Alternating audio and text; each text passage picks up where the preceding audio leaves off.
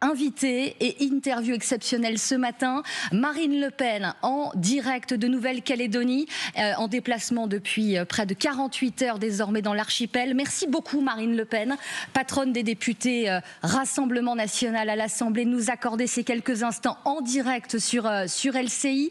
On va évidemment parler, je le disais, de ce qui s'est passé cette nuit à l'Assemblée nationale, mais d'abord parler de ce déplacement en Nouvelle-Calédonie, frappé il y a un an maintenant par des violences insurrectionnelles.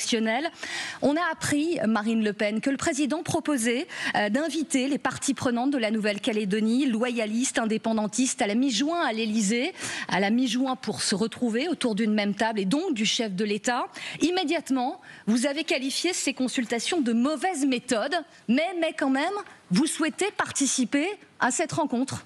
On a du mal un peu à comprendre votre positionnement sur le sujet.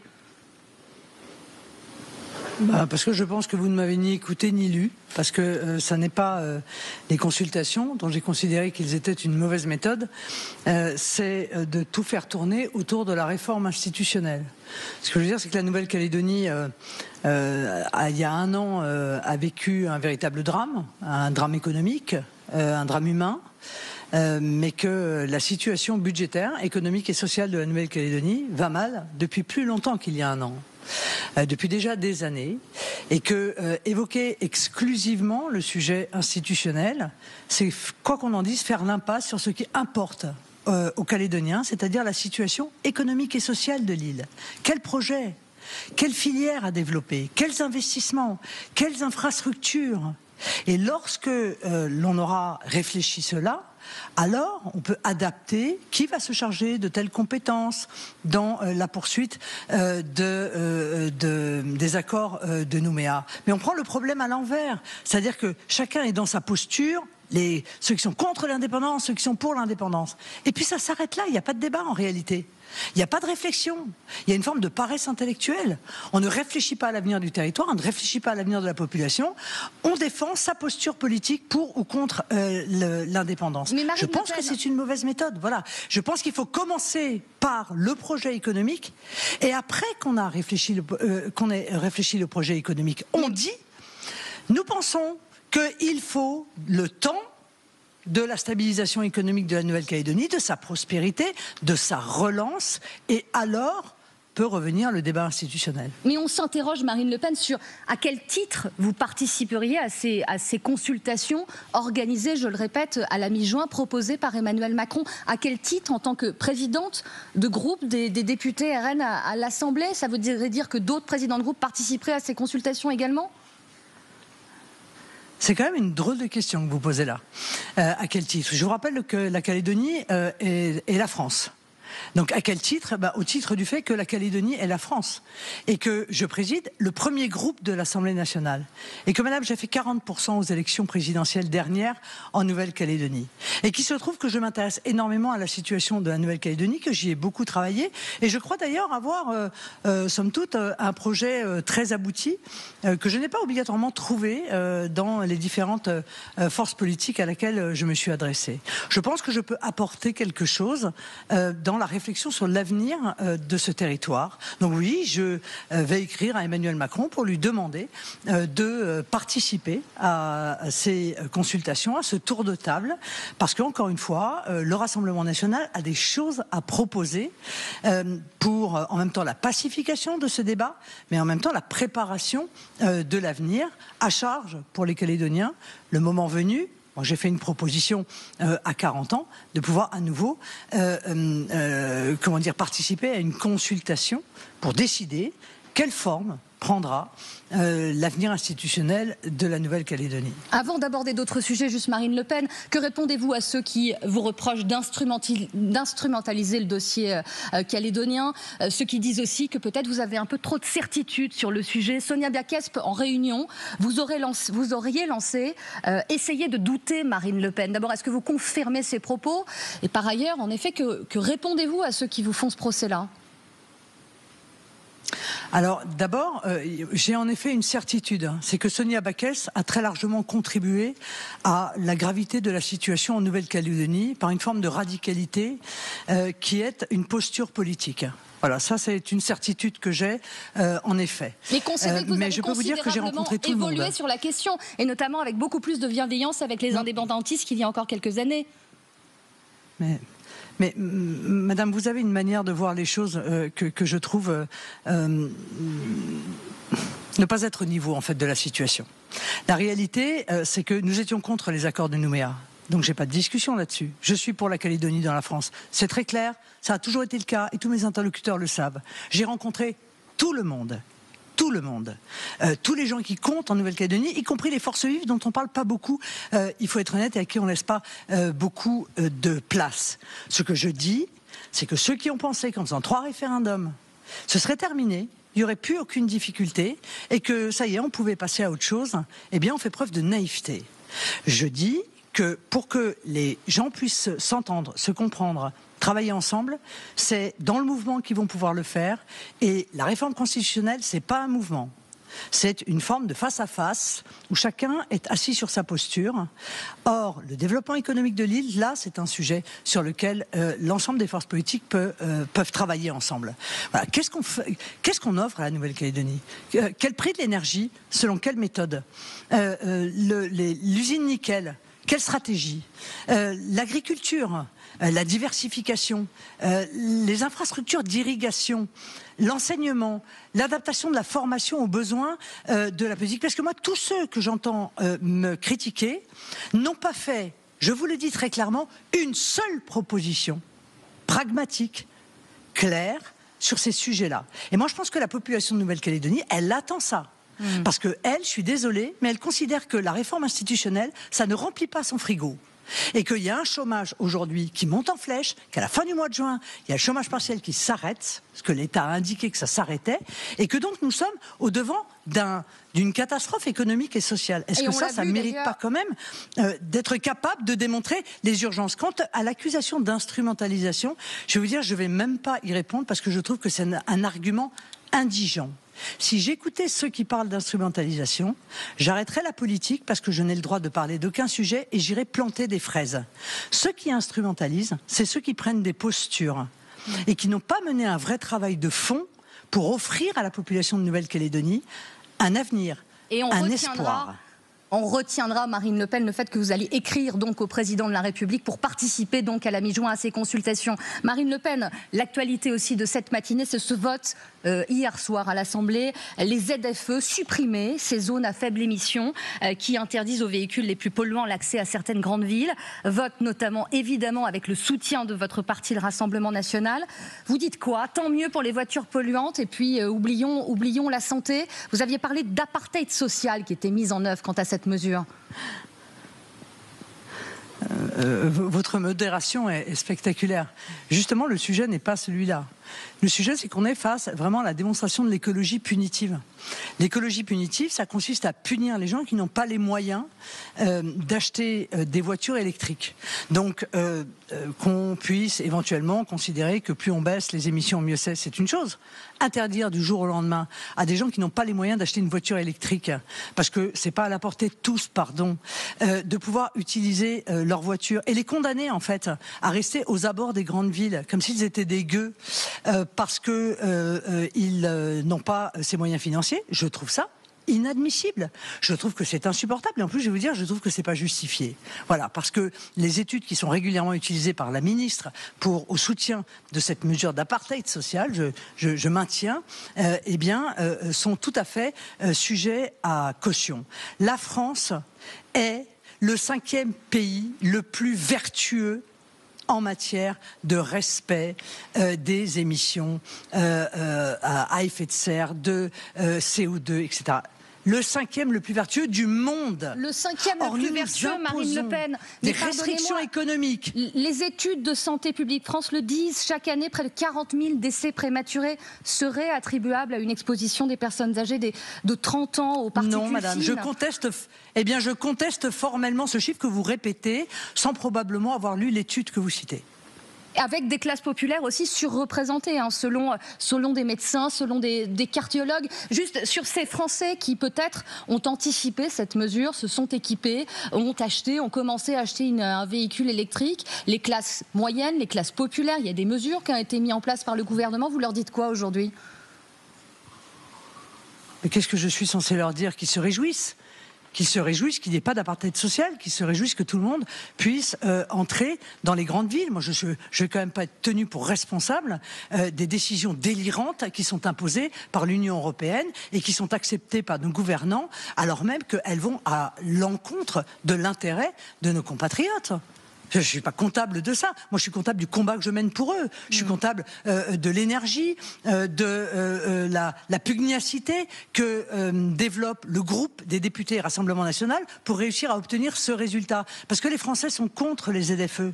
Alors je sais que ça peut vous paraître probablement anodin, mais moi, ça n'est pas anodin pour moi. Ils sont contre, nous sommes contre, c'est punitif, ça n'apporte rien, encore une fois, en termes de santé publique. Et si vous rajoutez à cela l'ensemble des normes qui nous sont imposées, qui sont en train de tuer nos entreprises, qui sont en train de pousser en fait à une hyperinflation normative, tuant notre compétitivité par rapport à d'autres pays, nous livrons à la concurrence déloyale ce qu'ont fait les écologistes. Je vous le dis tout à fait clairement.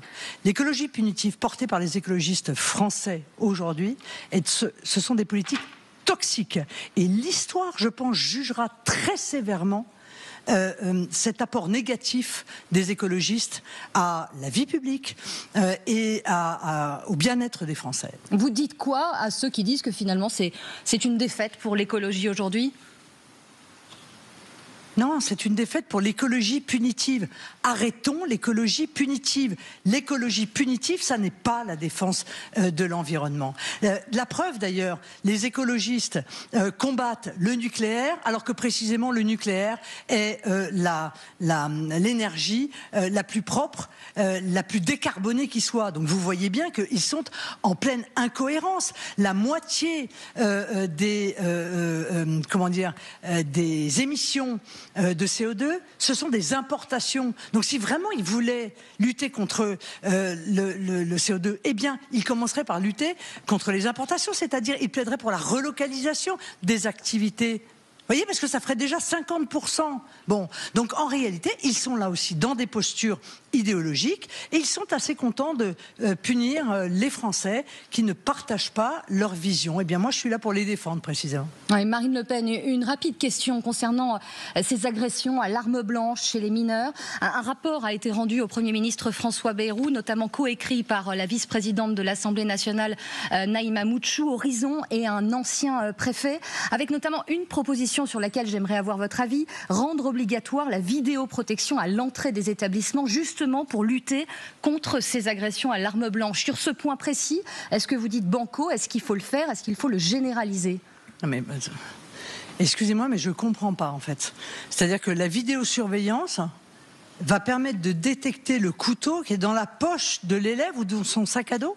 C'est en tout cas, oui, ça n'est pas sérieux. Ce que suggère ce rapport, vous permettrait d'empêcher que ces armes blanches rentrent dans des établissements. Ça suggère peut-être ça, mais enfin n'importe qui qui a du bon sens peut comprendre que grâce à la vidéosurveillance, on ne va pas savoir s'il y a un couteau dans la poche ou dans le sac à dos. En revanche, ça fait des années que je réclame que soient données des consignes au procureur pour poursuivre systématiquement le port d'armes blanches. J'avais posé une question d'ailleurs écrite à M. Dupond-Moretti pour savoir combien de procédures avaient été faites pour port illégal d'armes blanches, alors que l'on sait qu'il y a un développement exponentiel de ce port d'armes blanches par les majeurs et d'ailleurs par les mineurs. Les chiffres qui m'avaient été donnés étaient dérisoires. Donc commençons encore une fois par faire appliquer le code pénal. Il est interdit de se balader avec une arme blanche sur soi. Voilà, c'est clair. Donc maintenant, il faut faire respecter la loi. Ça paraît quand même être le début. Donc que la vidéosurveillance puisse permettre de déterminer qui est coupable d'une telle agression, soit, mais elle ne peut pas être un élément de prévention, on le voit bien. Marine Le Pen, j'aimerais aussi vous interroger sur les propos de François Bayrou, le Premier ministre, cette semaine, que vous avez peut-être entendu, et revient dans le débat public cette idée d'une TVA sociale pour notamment financer notre protection sociale. revient aussi cette petite musique de la censure. Pour vous, si ça venait à être examiné, si ça venait à être beaucoup plus concret que ça ne l'est aujourd'hui, c'est un motif de censure immédiate de la part du Rassemblement national ? Non mais de toute façon, d'abord nous y sommes extrêmement opposés parce que la réponse est toujours la même. Taxe, impôt, taxe, impôt, taxe, impôt. Il manque un peu d'imagination quand même. En revanche, pour créer de la richesse et faire des économies sur le train de vie d'État, il n'y a plus personne. Donc si ça revient, ça reviendra dans le budget.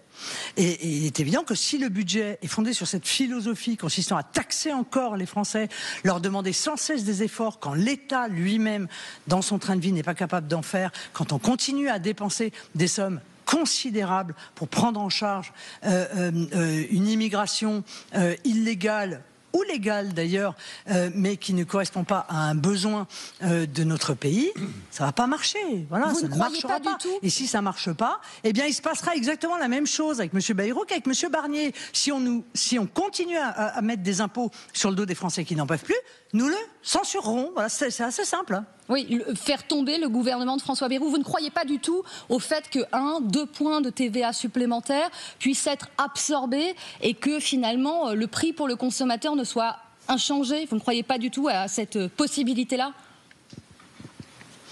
Non, j'étais déjà contre quand Nicolas Sarkozy le proposait, d'ailleurs dans un autre contexte. Bon, la question c'est qu'est-ce qu'on produit en fait? C'est ça le sujet de la TVA sociale. Deuxième sujet, on va augmenter la TVA, qui est déjà un impôt un peu injuste parce qu'il pèse beaucoup plus lourdement, vous le comprenez, sur les classes populaires et les classes moyennes que sur les classes supérieures. Parce que la dépense qui est réservée à la consommation et qui entraîne le paiement de la TVA est plus important dans le budget, évidemment, des personnes dont je parle. Donc, envisager de régler le problème que nous avons en alourdissant les impôts, les taxes, alors que nous sommes déjà surchargés d'impôts et taxes, peut-être le premier pays du monde d'ailleurs le plus taxé, est une véritable folie. En revanche, ça fait des mois, on l'a dit au moment du gouvernement de M. Barnier, faites des économies sur le train de vie de l'État.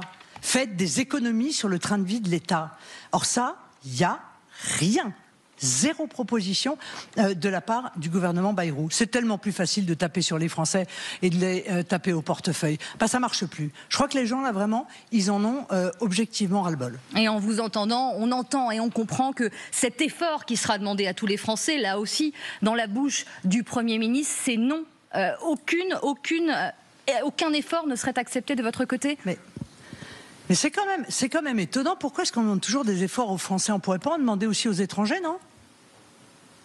Non, mais enfin, je suis désolé, mais il y a un moment. Non, mais pardon, mais l'aide médicale d'État, les visas pour soins, les logements sociaux et tout le reste, les aides sociales non contributives, c'est-à-dire celles pour lesquelles les étrangers n'ont pas à cotiser, les étrangers qui arrivent à plus de 65 ans et qui touchent le minimum vieillesse. Alors que des gens qui ont travaillé 40 ans sont au minimum vieillesse. Ils ont cotisé 40 ans, ils sont au minimum vieillesse. Enfin, est-ce que c'est pas déjà à eux peut-être de demander des efforts? Peut-être n'est-ce pas ces politiques-là qu'il faut commencer à réduire? Non, on va demander des efforts aux Français. C'est tellement facile. Eh bien, les premiers à faire des efforts, c'est l'État. Pour l'instant, il n'en fait pas. Et le deuxième, nos priorités. Moi, les miennes, je les connais. C'est faire des économies sur les politiques que je considère comme nocive. Or, je considère que la politique d'immigration telle qu'elle existe, d'une immigration dérégulée, d'une immigration qui délivre des aides qui sont considérables, est nocive.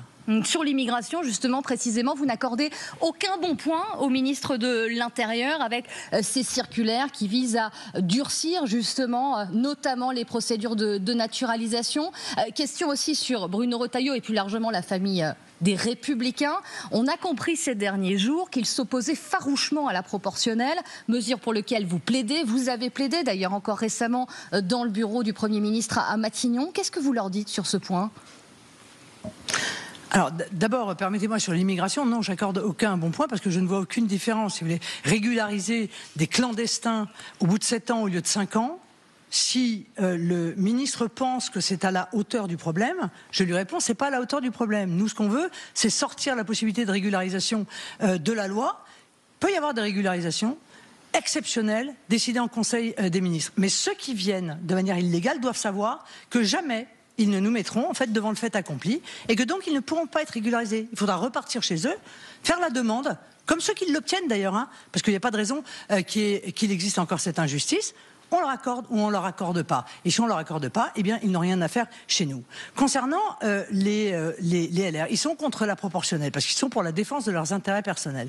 J'ai entendu M. Bayrou dire je suis pour la proportionnelle parce que ça va empêcher le RN d'arriver au pouvoir.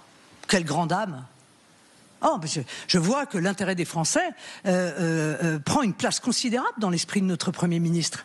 Donc on est toujours dans la politique aguerrie, dans la défense des intérêts personnels. Je suis pour ça parce que ça va avoir un effet négatif sur mon adversaire. Vous voyez, même si c'est pas bon pour le Rassemblement national, même si la proportionnelle entraîne moins d'élus pour lui, moi je suis pour la proportionnelle. Je l'ai toujours été et je continue à l'être. Parce que je pense que tous les Français doivent être représentés. Parce que je pense que c'est le seul moyen en réalité de cicatriser la plaie béante qui existe aujourd'hui entre les Français et leurs représentants. Et je pense que tout le panel politique doit pouvoir être représenté à l'Assemblée nationale. Je regrette qu'une chose, c'est qu'on ne réfléchisse pas à introduire dans cette proportionnelle les moyens d'obtenir une majorité. Parce que, quoi qu'on en dise, c'est quand même mieux d'avoir une majorité absolue à l'Assemblée nationale pour faire avancer le pays. Mais si on ne l'a pas là, on l'aura en 2027.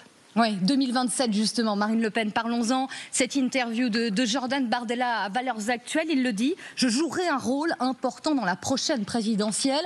J'ai envie de vous demander, avez-vous lu d'abord cette interview avec cette étude qui est publiée également, étude IFOP pour Valeurs Actuelles, 41% des Français jugent que Jordan Bardella possède la stature pour être président. Est-ce que vous faites partie de ces 41% des Français ? Déjà, moi, la question à laquelle j'ai répondu, c'est oui, je considère qu'il a la stature pour être Premier ministre. Parce que c'est précisément la responsabilité que je compte lui confier. Mais pour l'instant, je suis candidate à la présidentielle et je crois savoir que Jordan a également indiqué qu'il soutiendrait, bien entendu, ce duo que nous formons, que nous avons présenté aux Français lors des dernières législatives, que nous représenterons bien entendu aux Français en 2027, parce que nous avons travaillé chacun à remplir ce rôle pour être prêt le moment venu et opérer les réformes qui sont maintenant de plus en plus urgentes jour après jour. Les projets de loi sont prêts. Je crois pouvoir vous dire que le gouvernement est extrêmement avancé et déjà depuis les dernières législatives et voilà, et ça va être très bien. Voilà. Et si nous sommes tous les deux populaires auprès des Français, vraiment je m'en réjouis parce qu'on aura besoin de leur soutien car la situation dans laquelle nos dirigeants ont mis la France est une situation vraiment très périlleuse. Je vous entends très clairement sur ce plateau et on vous entend tous, Marine Le Pen. Néanmoins, et vous le savez mieux que personne, vous êtes dans une situation judiciaire aujourd'hui extrêmement compliquée. Cet appel, et on en connaîtra l'issue à l'été prochain, peut-être que vous ne pourrez pas être candidate. Que dites-vous à ceux qui disent que peut-être, oui, Jordan Bardella est le bon plan B et que peut-être il faudrait mettre cette possibilité sur la table un peu plus tôt? Vous évacuez cela, nous l'entendons très bien. Et on comprend aussi peut-être un peu de friture sur la ligne. Interrogé il y a quelques heures, vous avez dit au micro d'Alissane Tassin, mais pas que, et d'autres journalistes, je ne suis pas sûre que Jordan connaisse très bien les problématiques en Nouvelle-Calédonie. On se partage nos talents, dirons-nous. La continuité de ce que vous venez de nous dire. Mais on comprend. Oui, on me dit pourquoi. Êtes-vous agacé par Jordan Bardella et notamment c'est sorti dans la presse? Non, mais je vais vous dire... Je suis agacée parce que vous avez une manière de faire du journalisme qui répond en écho à d'autres que je critique beaucoup, car la manière qu'ils ont de faire de la politique est, je trouve, pas au niveau en fait des problèmes que nous avons.